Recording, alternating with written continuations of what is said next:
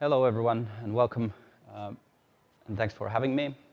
Last talk on this track, so appreciate that you're all here. Today I'm going to talk a little bit about how we run Apache Kafka in cloud and what are some of our kind of technical difficulties, technical constraints that we have to overcome, then technical solutions that we've used. But let's start. Quickly on myself, my name is Heikki Nousiainen. I'm CTO and one of the founder of Aiven, and I'm also do run a local Kafka meetup group in Helsinki, Finland, my hometown. I've been, or the first introduction to Apache Kafka came in 2014, where we started to build a data analytics pipeline to kind of capture all or create a pipeline to intake all information that we could gather from client performance, and then only later figure out how we could utilize to create a greater customer experience. And I really fell in love with the Kafka model at that point, that we don't necessarily need to define firsthand on how we're going to utilize the data, but how it's processed after that is really left to the clients. I think that's something that Apache Kafka really gets right. Quickly about my company, we are a managed service provider for open source database and data management technologies. We run 7 engines altogether, Apache Kafka being one, Postgres, MySQL, Elasticsearch, Cassandra, Redis, InfluxDB. And we operate on 6 different public clouds, over 80 regions overall. We've been offering Apache Kafka service since 2016, and kind of our overall scale at this point is that we have 500 Kafka clusters under our management, ranging from brokers or 3 broker small clusters to then all the way to 30 broker clusters under our management. Overall, Aiven has some 10,000 services under our management, so that's a fairly sizable chunk. And that's the kind of DevOps or reason why we're doing things with the DevOps way and automation, and we'll go through in a bit. Ourselves, we rely Kafka as a critical component for all of our operations. So it's a central message bus between all of these virtual machines and all of our infrastructure to deliver configuration and state updates between that fleet. We use Kafka to centrally collect logs and statistics telemetry so that we can then have access to them no matter what happens to the actual underlying VMs. Similarly, the stats, then we can create automation alerts in central place, regardless of the locations of the instances themselves. For us, the benefits of using Kafka is this decoupled architecture. So with that fleet and with that range of regions that we run in, networks are always broken somewhere, and we have some network splits and whatnot. And using Kafka here allows us to decouple these services, so we don't have any interdependencies between the virtual machines that implement the services or our management plane. Similarly, we usually can avoid locking, so we can push data, logs and statistics and telemetry to Kafka, even if we have something downstream that doesn't kind of keep up with the load. Kafka has proven really good at scaling, just as it promises. So we are seeing that it scales near linear to the addition of brokers. So our architecture is essentially the same as we started in 2016, just the growth we are increasing the sizes of our Kafka clusters. And similarly, we can adjust the number of consumer-side processors, and that scales quite nicely. So definitely we've witnessed the promise of Kafka to be true. Additional benefits for us is that now when we started to use Kafka as an interface, we realized that we can use the same interface for many different kinds of signaling. So having just one setup way of communicating across our fleet has really increased the different use cases that we can implement on top of it.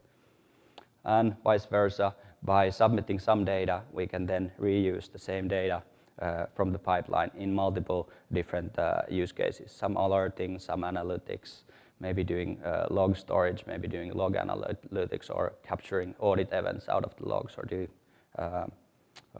intrusion detection systems, that kind of bits. Kafka's security model support for ACLs allows us then to, even if we have these big clusters, we can kind of logically separate the rights of consumers and producers so that we can control access quite tightly on and kind of say write audit events, but never be allowed to read the same. Just going to give a brief introduction to our architecture and our principles before moving to the actual technical bits. We look at all of our operations as code. So no matter whether it's the code itself or configuration or deployment tooling or operator tooling, all of that is part of what we handle via software development processes. So that's code reviews, that's testing, everything that goes with it. With our fleet, we wanted from the beginning automate everything. So full life cycle of running these Kafka clusters and for every service that Aiven provides, essentially doing deployment, doing operations, doing responses to fault by automated means, so that we wouldn't have to touch any of those clusters in a kind of during their lifetime in normal conditions. One principle for us is this converging operation. We realize that there are lots of faults and a lot of messages might get lost.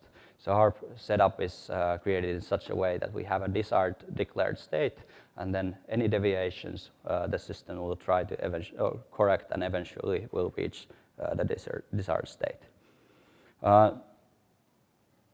One principle for us was also immutable infrastructure, meaning that we didn't want to do any in-place upgrades. Rather, we wanted to always know exact state of each component in the system.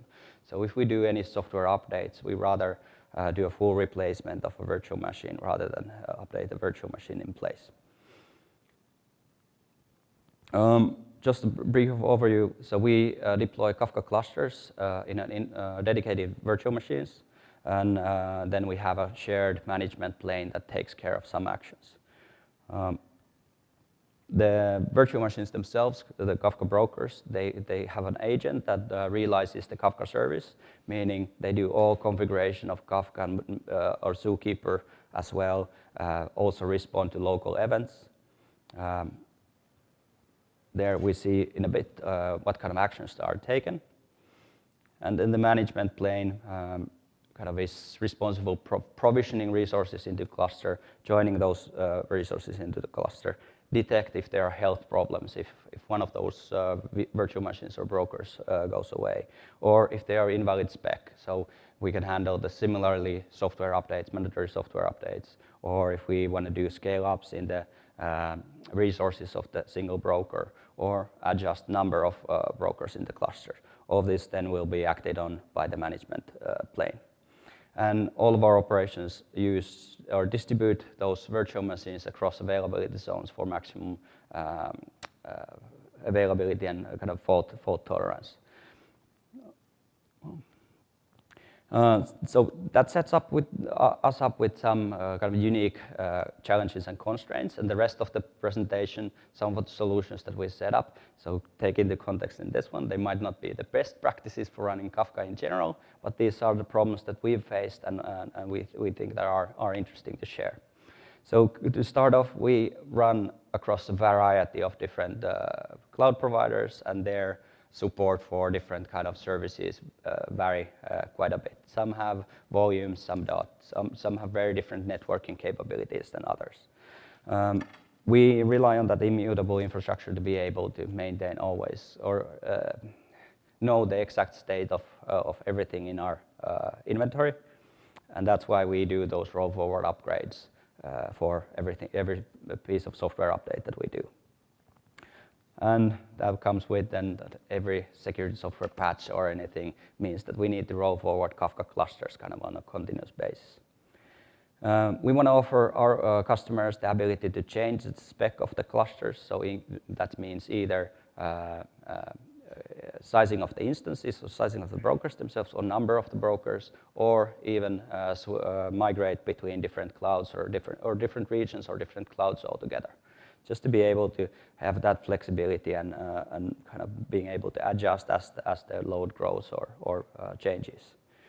And at the same time, we definitely need to maintain high availability, and we have SLA guarantees that we offer to our customers. So this in all gives us an environment where we kind of are on a constant flux. Our clusters are not stable, but rather they keep rolling and modifying at all time. It means that all the IP addresses change. And with our cloud mix, we cannot really rely on persistent volumes either, so we're using ephemeral disks for all of our operations. So that puts us in a maybe a little bit unique position. But problems are nevertheless interesting, and hopefully our solutions to them are interesting as well. So with that, I'll start with networking. And with these different clouds, for example, the private and public networks, they vary between